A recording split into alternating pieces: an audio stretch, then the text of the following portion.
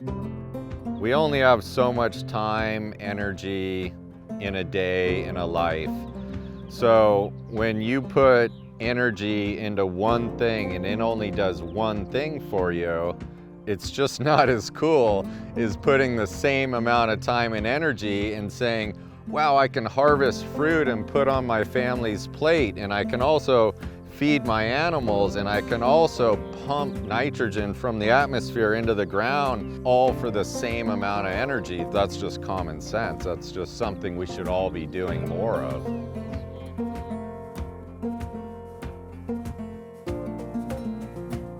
Hello, my name's Gunnar Tottram. My wife Heidi and I run Gaviota Givings, which is a family-owned operation in Gaviota.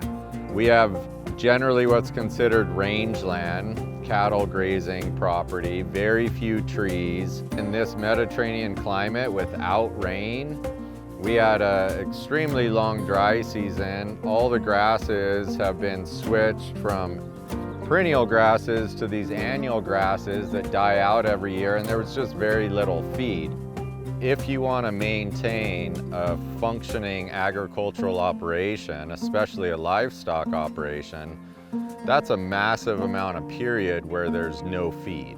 In terms of how did we get into silvopasture, it was out of a growing need for how do we feed animals without buying hay, and I knew the protein of mulberry was 20 to 24%, basically amazing feed. These are amazing food for them.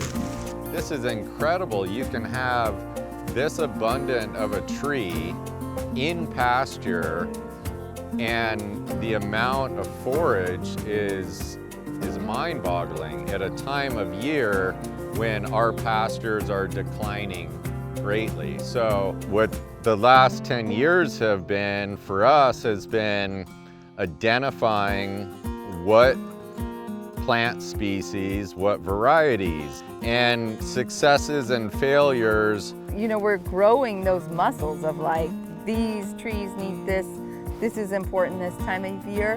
So it's been nice to have a relationship with the plants on a much smaller scale, but just knowing what their life cycle and needs would be. 2 months from now, and all the green will be gone from the hills.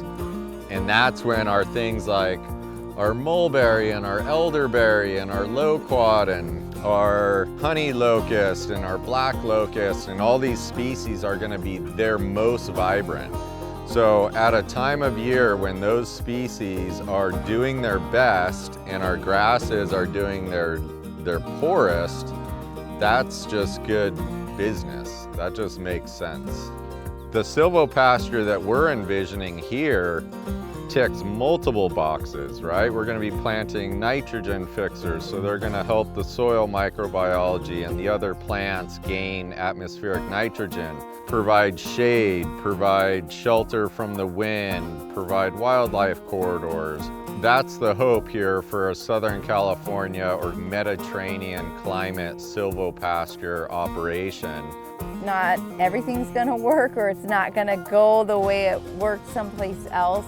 Embedding like care needs to be a big part of projects like these, that you can't just do it and expect that it's gonna grow magically.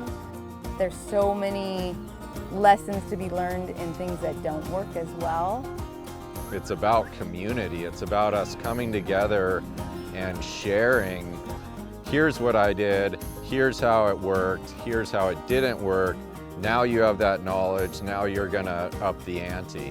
What I say to those that are skeptical, good on you. I mean, you should be skeptical, but is skepticism a reason to not experiment or try? I mean, you can look at countless things through history.